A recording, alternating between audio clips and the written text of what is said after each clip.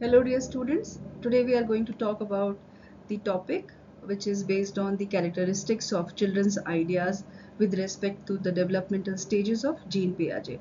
Let us start the discussion. I am Dr. Iram Khan, Associate Professor in the Department of Teachers Training and Non-Formal Education, Institute of Advanced Studies in Education, Faculty of Education, Jamia Millia Islamia, New Delhi. So we all know Jean Piaget. He gave this theory of cognitive development. By training, Jean Piaget was a biologist, but he has done tremendous work in the area of child psychology. He worked on his own 3 boys. उनके 3 बच्चों के ऊपर उन्होंने अपने experiments किए और इसी वजह से जो उनके एक्सपेरिमेंट्स के नतीजे हैं उनको in the area of child psychology बहुत ज़्यादा अहमियत दी जाती है. आज हम लोग उनके द्वारा दिए गए उन पॉइंट्स को डिस्कस करेंगे जो कि चिल्ड्रंस आइडिया के बारे में है.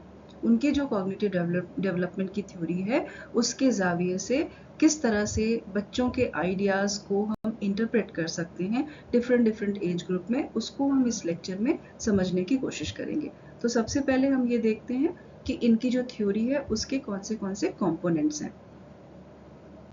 जीन पियाजे की जो कॉग्निटिव डेवलपमेंट की थ्योरी है उसके अंदर उन्होंने कहा कि there are 4 stages of cognitive development.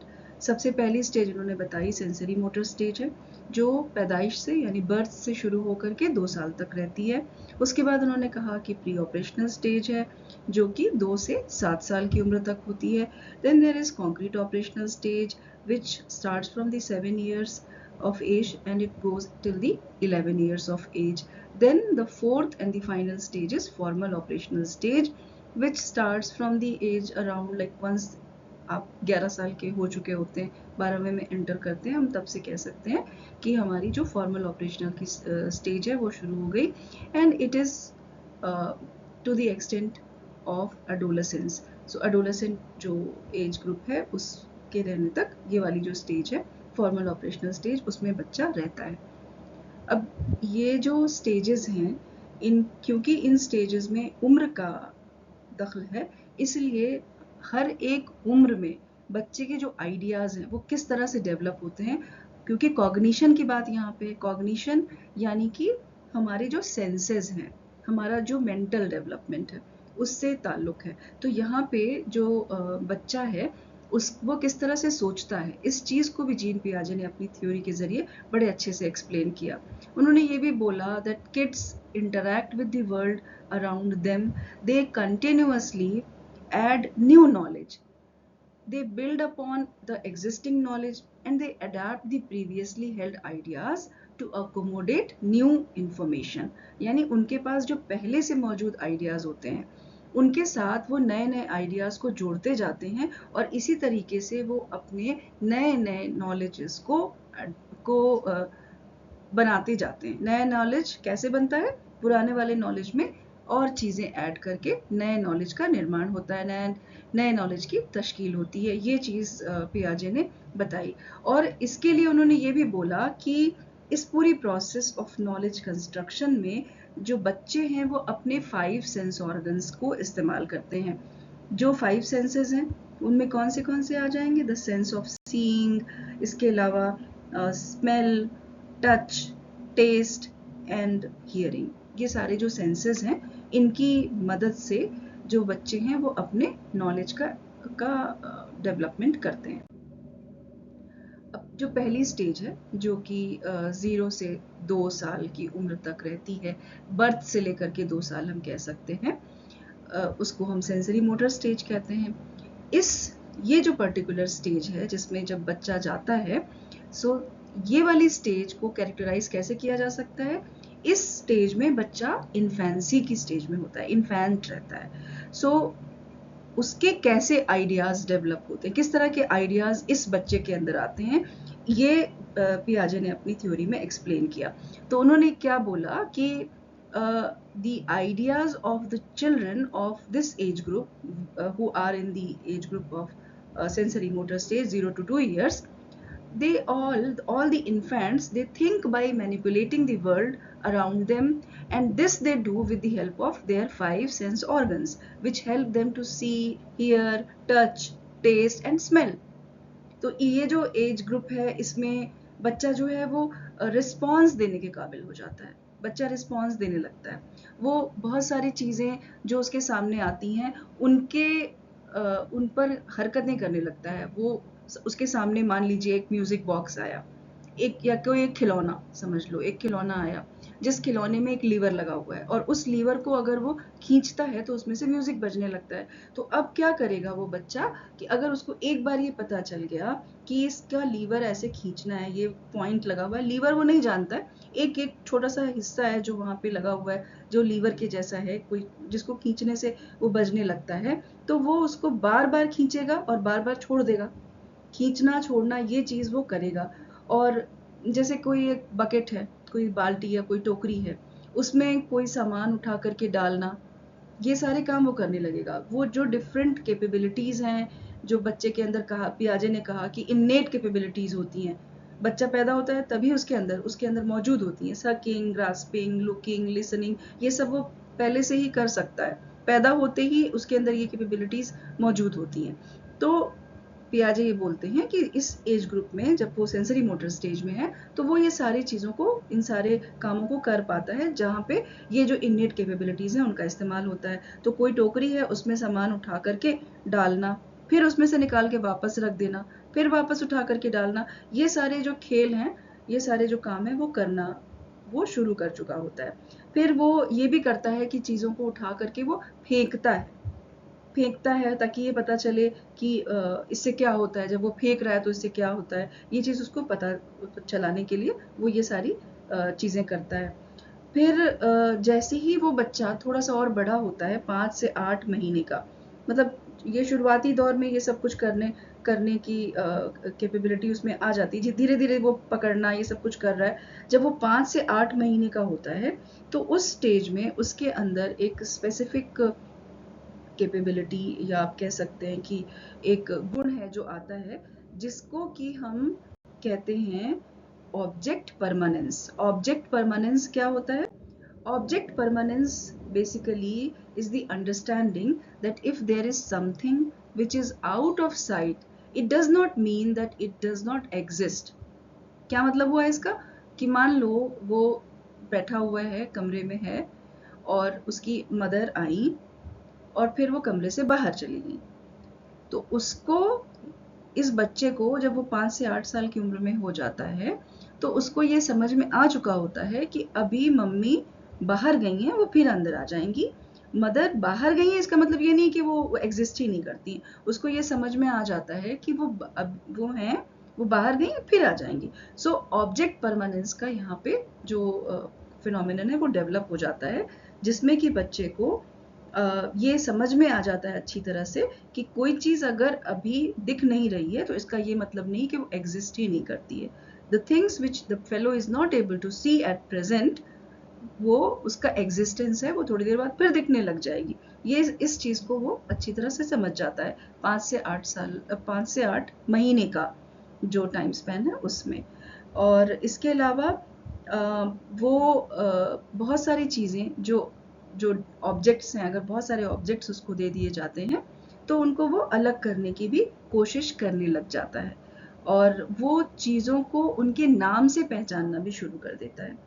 जैसे अगर बहुत सारी बॉल्स हैं, रेड कलर की, ग्रीन कलर की, ब्लू कलर की, तो उसको माँ ने बताया या भाई बहनों ने बताया कि ये रेड है, उठा के दिया और बताया कि ये रेड है। अगली बार वापस पूछेंगे कि बताओ रेड बॉल कौन सी है, तो वो धीरे धीरे अब रेड बॉल को निकाल करके देने की कोशिश करने लगता है, यानी कि वो अब उस कलर को और बॉल को उसके नाम के साथ एसोसिएट करने लग जाता है। So this is what is known as object permanence. अगली चीज जो होती है इस पर्टिकुलर स्टेज में वो है डिफर्ड इमिटेशन। ये एक बहुत इम्पॉर्टेंट फीचर है जो इस पर्टिकुलर स्टेज में, या जब हम चिल्ड्रंस आइडिया की बात करते हैं तो जो ये डिफर्ड इमिटेशन है, ये एक बहुत ख़ास फिनोमिनन है जो कि सेंसरी मोटर स्टेज के बच्चों में देखने को मिलता है।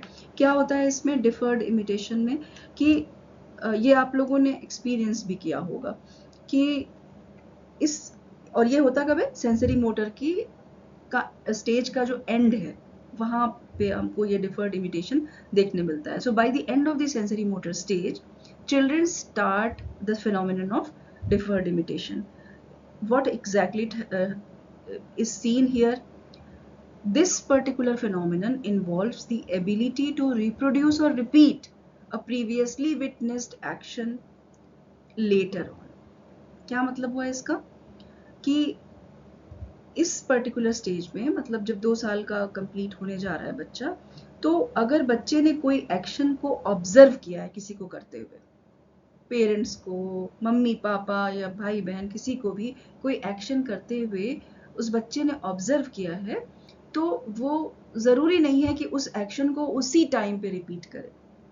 वो हो सकता है कि कुछ दिनों बाद अचानक से उस एक्शन को रिप्रोड्यूस करे, रिपीट करे।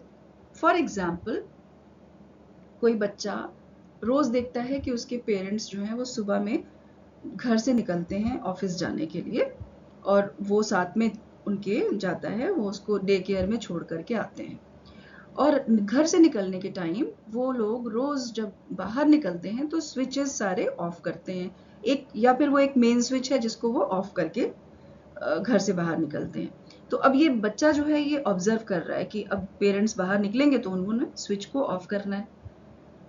वो ऑब्जर्व करता है और कुछ दिनों बाद अचानक से जब सारे लोग बाहर निकलने के लिए तैयारी कर रहे थे तो ये देखने मिला कि वो उठ के गया, क्योंकि अब चलना तो उसको आता है, वो उठ के गया, टेबल पे चढ़ा और स्विच तक पहुंच गया और उसने स्विच को ऑफ किया। क्यों ऑफ किया? क्योंकि उसको पता है कि अब घर से सबको बाहर निकलना है, तो अभी स्विच को ऑफ करते हैं मेरे पेरेंट्स, तो मैं भी इसको ऑफ कर दूं। वो काम करने की कोशिश करता है। और पियाजे ने इस चीज को भी एक देखा, विटनेस किया था कि ये जो डिफर्ड इमिटेशन है, या कोई भी एक्शन को देखना और उसको रिप्रोड्यूस करना, किसी एक्शन को कोई भी, जैसे मान लिया अचानक से कोई काम कोई करना शुरू किया और उसको देख करके रिप्रोड्यूस करने की जो ये एबिलिटी है, ये 3 महीने तक कोई नया एक्शन देखा, उसके बारे में उसकी मेमोरी जो है वो 3 महीने तक बची रहती है। 3 महीने तक बच्चे उस चीज को जो उन्होंने कहीं पे भी देखा है, परसीव किया है, वो 3 महीने तक रजिस्टर करके रख सकते हैं अपनी मेमोरी में। तो ये जो है बेसिकली क्या है, ये this is the phenomenon of deferred imitation, which is again a very important feature of the sensory motor stage. तो एक तो हम लोगों ने ऑब्जेक्ट परमानेंस देखा, उनके जो आइडियाज हैं चिल्ड्रन आइडिया में ऑब्जेक्ट पर परमानेंस होता है, वो सेंस ऑर्गन्स का इस्तेमाल करके सारा कुछ कर पाते हैं, सारी चीज़ों को, दुनिया को परसीव करते हैं with the help of sense organs.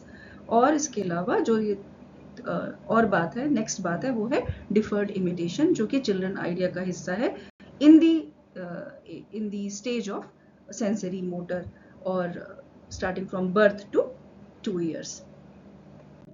अगली स्टेज है प्री ऑपरेशनल स्टेज, जो कि 2 साल से शुरू होती है, 7 साल तक ये स्टेज में बच्चा रहता है।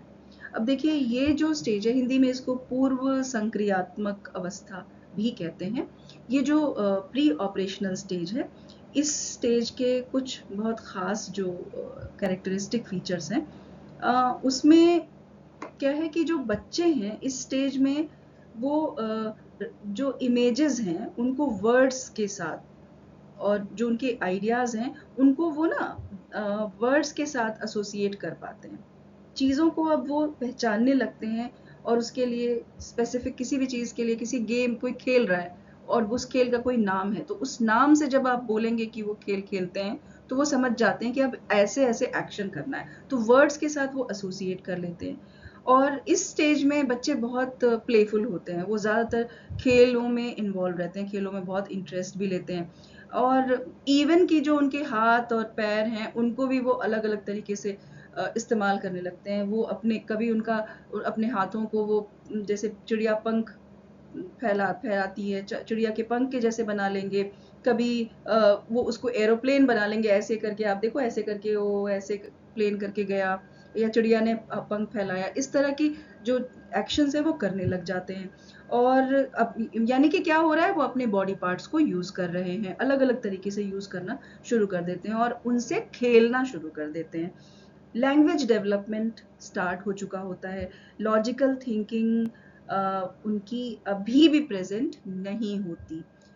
प्री ऑपरेशनल स्टेज में लॉजिकल थिंकिंग प्रेजेंट नहीं होती, ऑल्दो लैंग्वेज डेवलपमेंट शुरू हो चुका होता है।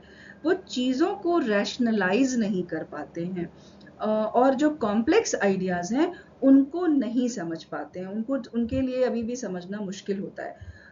इस स्टेज में, ये जो प्री ऑपरेशनल स्टेज है, इसमें बच्चा बहुत ईगोसेंट्रिक होता है।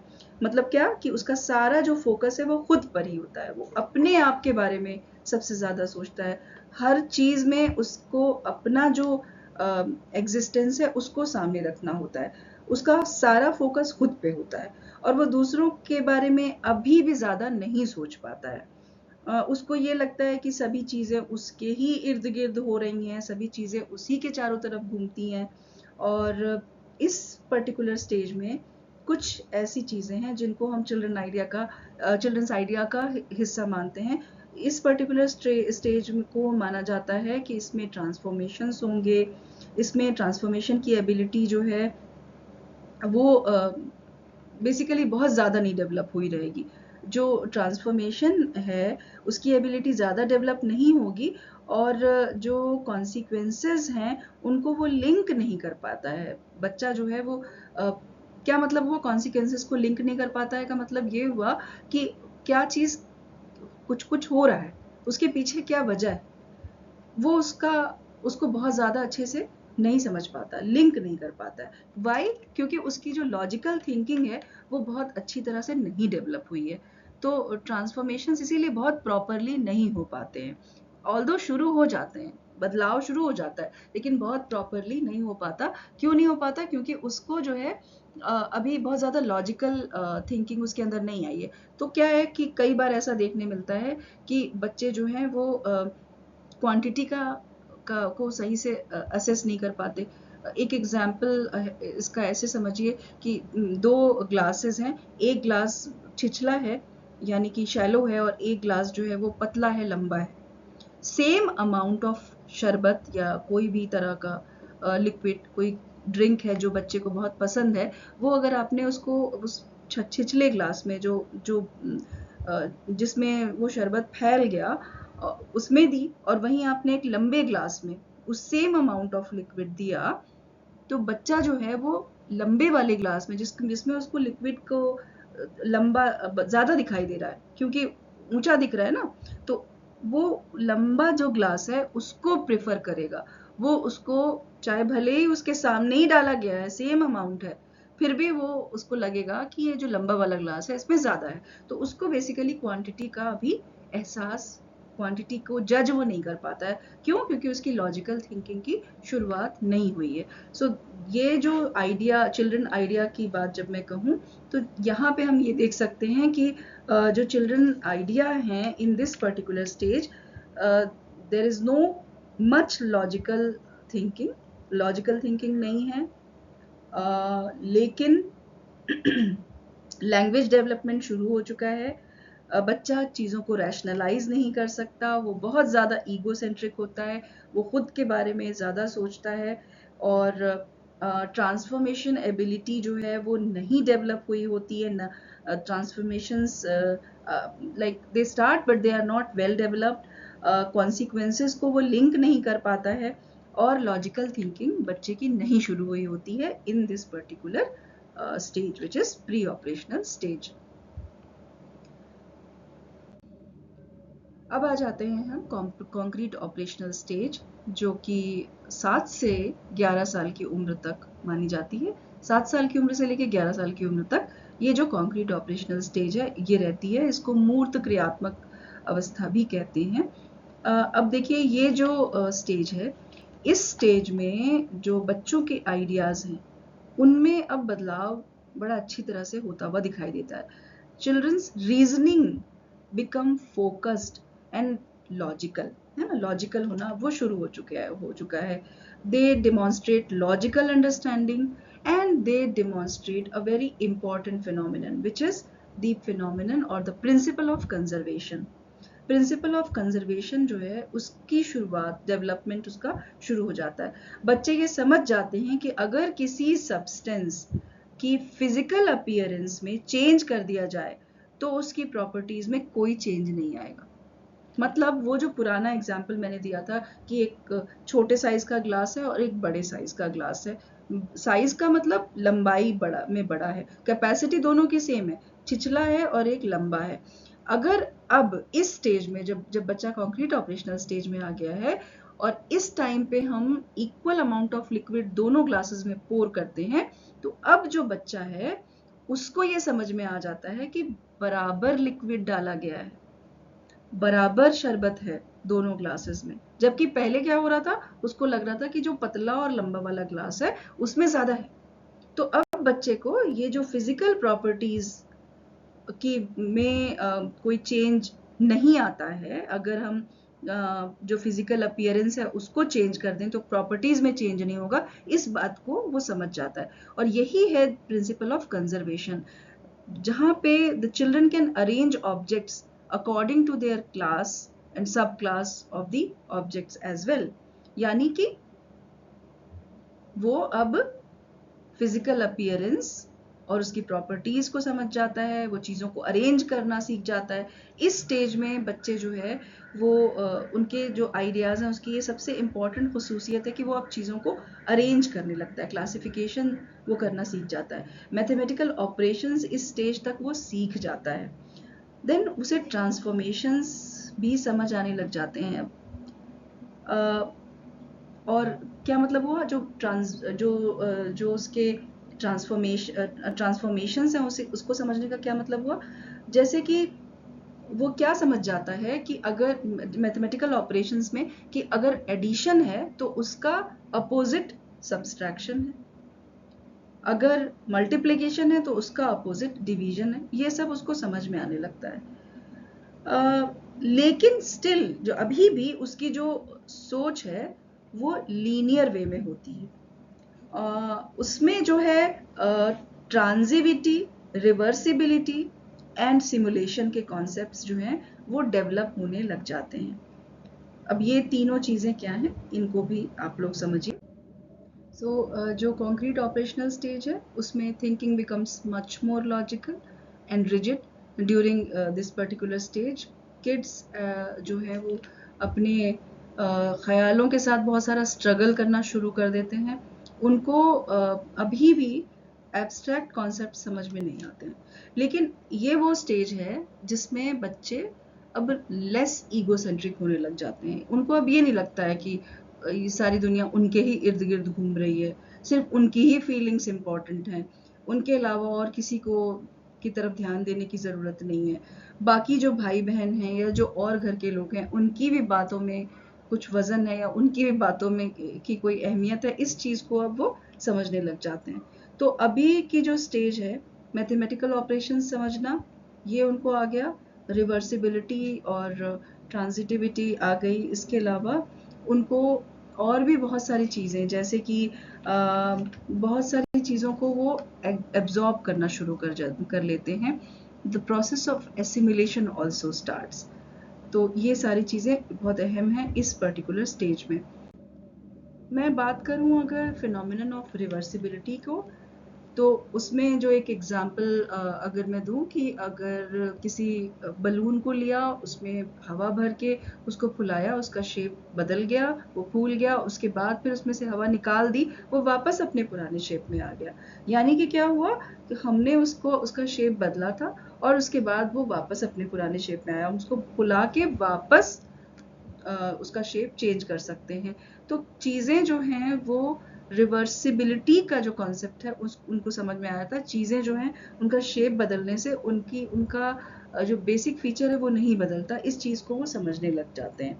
और इसके अलावा जो फिनोमिनन ऑफ ट्रांजिटिविटी है, जिसका ताल्लुक बहुत कुछ मैथमेटिकल रीजनिंग से भी है, ये भी उनके अंदर उनको समझ में आने लग जाता है। इसमें क्या है, बेसिकली जो ट्रांजिटिविटी है इस कॉन्सेप्ट का जो ताल्लुक है वो रिलेशनशिप्स के साथ है। कैसे, इसको समझिए। अगर मैं कहूँ कि ए रिलेटेड है बी से और बी रिलेटेड है सी से, तो अपने आप ए का रिलेशन सी से होगा। A will be related to C. If A is related to B, B is related to C, तो A का रिलेशनशिप C के साथ भी होगा। इस चीज को, ये जो रिलेशनशिप्स का कॉन्सेप्ट है, यही होता है ट्रांजिटिविटी, और जिसको कि बच्चे अब समझने लग जाते हैं। फिर इसके बाद एक जो कॉन्सेप्ट है जो अगेन उनको अब जिसको वो समझने लगते हैं, दैट इज एसिमिलेशन। ये सब कुछ कब हो रहा है? जो वो 7 से 11 साल की उम्र है, concrete operational stage. Assimilation is the absorption of new ideas, new information, even the new experiences. हर दिन वो एक नया एक्सपीरियंस लेके आता है। तो जो एब्जॉर्प्शन है हो रहा है न्यू आइडियाज का, new information, new experiences into the existing experiences, existing information, existing ideas जो है अभी मौजूद है, उसके साथ नए नए आइडियाज जुड़ते चले जा रहे हैं। और इससे क्या हो रहा है, जब नए आइडियाज जुड़ रहे हैं और नई इंफॉर्मेशन जुड़ रही है, तो उससे एक फर्दर बढ़ा हुआ जो एक कह सकते हैं बेहतर कॉग्निटिव स्ट्रक्चर वो डेवलप होता है। वो चीजें जो उनको अभी ऑलरेडी पता थी, उसमें वो और नए इंफॉर्मेशन को ऐड करके अपनी अंडरस्टैंडिंग को बढ़ाते हैं, और इसी तरीके से जो कॉग्निटिव स्ट्रक्चर है उसमें बढ़ोतरी होती है, वो बढ़ता चला जाता है। अभी की जो स्टेज है, concrete operational stage, inductive reasoning जो है वो शुरू हो जाती है। So inductive reasoning starts and the child starts to draw inferences from the observations in order to make generalizations, है ना। अब इसमें क्योंकि जनरलाइजेशंस जो है, in order to make generalisations, यानी कि चीजों को जनरलाइज करने के लिए अब जो बच्चा है वो इंडक्टिव रीजनिंग की शुरुआत कर देता है। इसी के उलट जो बच्चे हैं वो स्ट्रगल करते हैं डिडक्टिव रीजनिंग के लिए। डिडक्टिव रीजनिंग वो अभी नहीं कर पाते हैं। What is deductive reasoning? The reasoning which proceeds from general to particular. General से particular की तरफ अभी वो नहीं आ पाते हैं. Which involves using a generalized principle in order to try to predict the outcome of the event.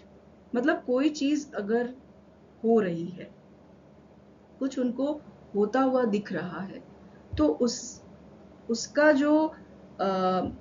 जो कारण है वो अभी वो नहीं समझ पा रहे होते हैं।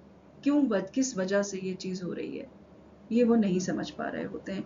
यानी कि वो अभी प्रिडिक्ट नहीं कर पाते हैं चीजों के वजूहात को। कुछ अगर कोई फिनोमिनन हो रहा है तो उसकी वजह को वो नहीं प्रिडिक्ट कर पाते हैं।